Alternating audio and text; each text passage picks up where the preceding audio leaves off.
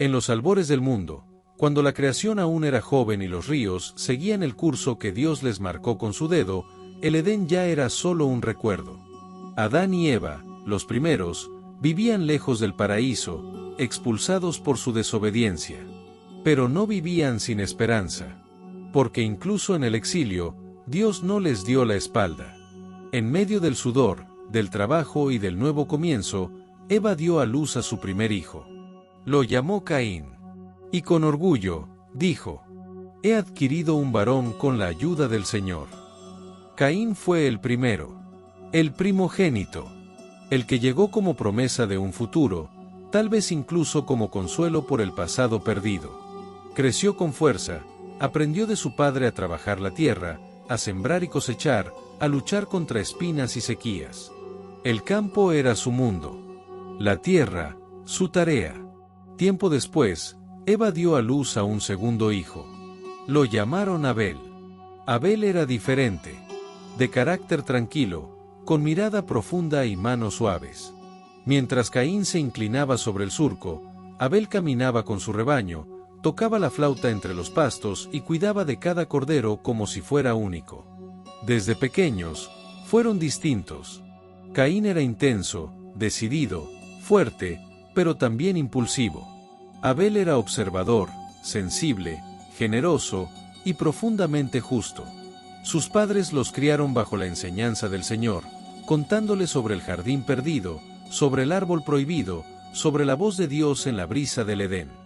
Y aunque ya no estaban allí, sabían que el Creador no los había abandonado. Pasaron los años. Los muchachos se hicieron hombres. Un día, ambos decidieron presentar una ofrenda al Señor. No por obligación, sino por deseo. Porque dentro de ellos ardía una necesidad de rendirle algo al Dios que les daba vida y sustento. Caín ofreció lo que había cosechado, frutos del campo, granos, verduras. Había trabajado duro para obtenerlos. Los puso sobre el altar con manos firmes, pero su corazón, tal vez, no estaba del todo rendido. Abel, por su parte, escogió con cuidado el mejor cordero de su rebaño. No el más pequeño, ni el más débil, sino el primogénito, sano, fuerte, sin mancha. Lo ofreció con humildad, con temor reverente. No como quien paga una deuda, sino como quien reconoce que todo le pertenece a Dios. Y entonces, Dios miró con agrado la ofrenda de Abel. Pero no miró así la de Caín. No se nos dice por qué. Tal vez no fue el contenido, sino la intención. Porque Dios mira el corazón, no solo las manos. Caín se sintió herido, rechazado. Se encendió su rostro, y su pecho se endureció. El Señor, en su infinita misericordia, no lo dejó en ese estado. Le habló. Le advirtió. ¿Por qué estás tan enojado, Caín?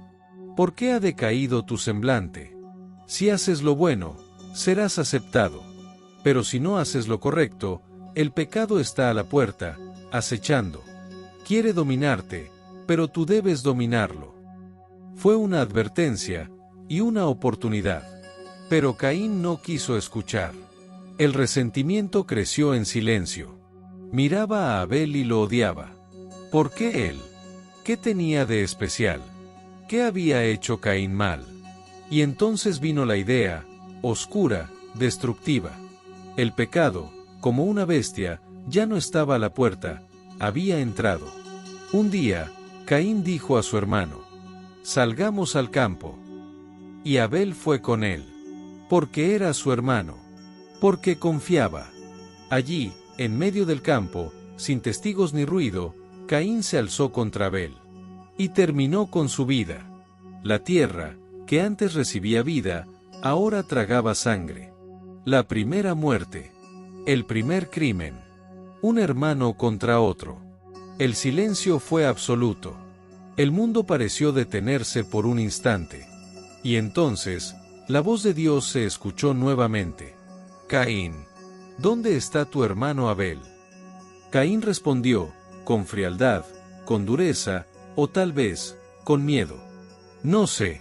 ¿Soy acaso el guardián de mi hermano?» Pero la sangre de Abel corría por el suelo. Y Dios le dijo: ¿Qué has hecho? La voz de la sangre de tu hermano clama a mí desde la tierra. Ahora, maldito serás de la tierra, que abrió su boca para recibir la sangre de tu hermano de tu mano. Cuando trabajes el suelo, no te dará más su fuerza. Serás un errante, un fugitivo sobre la tierra. Caín cayó en desesperación. Mi castigo es demasiado grande para soportarlo, dijo. Hoy me expulsas de esta tierra, y me esconderé de tu presencia. Seré un fugitivo, y cualquiera que me encuentre querrá acabar conmigo.